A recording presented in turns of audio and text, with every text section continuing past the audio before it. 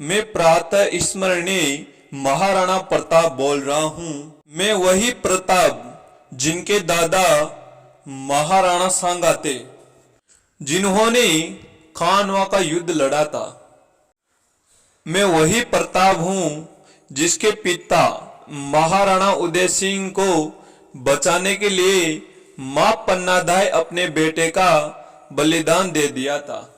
मैं वही मां मीरा का भतीजा हूँ जिसकी तुलना द्वापर युग की राधा की तुलना की जाती है, जिसके कृष्ण भक्ति पर ऐसा रस भरा जिससे चित्तौड़ धन्य हो। मैं वही महाराणा प्रताप हूँ जिसे चेतक व राम प्रसाद घोड़े हाथी का साथ मिला।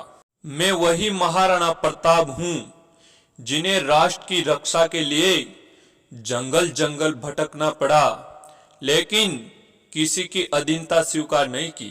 मैं वही प्रताप हूँ जो युद्ध भूमि में अपने बदन पर 72 किलो का कवच व हाथ में 81 किलो का भाला चलता था। मेरी 2 तलवारों का वजन 208 किलो था।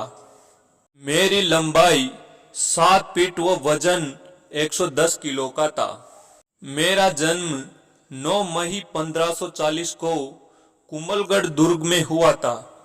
मेरी माँ का नाम जयवंता बाई व पिता का नाम उदय सिंह था। मेरे 23 छोटे भाई व 2 छोटी बहनें थी। मेरा जन्म हुआ तब दिल्ली पर मुगलों का शासन हुआ करता था।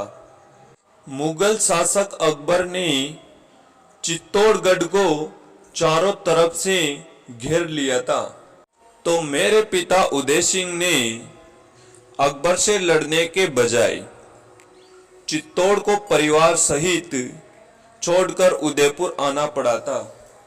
अब मैं चित्तौड़ का कारोबार मेड़ता के राजा जयमल और आमेर के पत्ता के साथ में दे दिया था, जिसका मैंने विरोध किया, लेकिन कोई फायदा नहीं हुआ।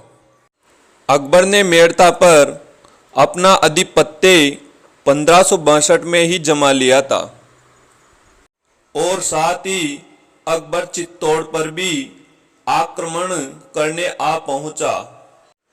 तब अकबर को पता चला कि किले पर राणा उदय सिंह नहीं है, तो जयमल को एक संदेश भिजवाया कि आप मेड़ता का दुर्ग वापिस कर दिया जाएगा, आप चित्तौड़ को हमें देकर अपने राज्य पर वापस चले जाओ। लेकिन जयमल ने अपनी वापसी में बहुत ही करारा जवाब दिया। हे गढ़ मारो मुंह धनी असुर फिरे न किण आण, कच्चा जो चित्रकूटरी दीदी मने दीवान। यानी कि ये गढ़ मेरा है। एक लिंगजीरी दीवान मेवाड़ के राजा किले की चाबी मुझे देकर गए हैं, इसलिए जब तक मैं जिंदा हूं तब तक कोई दुश्मन अंदर नहीं आ सकता। इसके बाद अकबर ने और थोड़ा लालच दिया कि मेड़ता के साथ साथ आपको नागौर भी दे देंगे, आप चित्तौड़ छोड़कर चले जाओ। इसके बाद जयमल ने जवाब दिया, भूख मिटे न मेड़ता और मिटे न नागौर, रजवट भूख अनोकड़ी मरिया मिटे न चित्तौड़। यानी न मेरी भूख मेड़ता से मिटेगी, न ही नागौर से। राजपूत की वीरता की भूख वो मेरे मरने के बाद ही मिटेगी। इसके बाद अकबर के पास कोई विकल्प नहीं बचा और लगातार अपनी तोपों से चित्तौड़ पर आक्रमण करने लगा और वो दिन में चित्तौड़ की दीवार को तोड़ता, लेकिन वो रात में ही जयमल व दीवार को खड़ा कर देता था। और एक रात को जयमल दीवार को चुन रहे थे, तभी अकबर ने देख लिया और अपनी संग्राम बंदूक से जयमल को गोली मार दी, जिससे जयमल घायल हो गए। और उसके बाद अकबर चित्तौड़ पर आक्रमण कर देता है, जिसके बाद जयमल के पास केसरिया व जौहर करने के लिए अलावा कुछ नहीं बचता है, क्योंकि किले पर खान पान के लिए कुछ नहीं बचता है और बाहर अकबर डेरा डालकर बैठा था। उस समय फूल के नेतृत्व पर जौहर किया गया।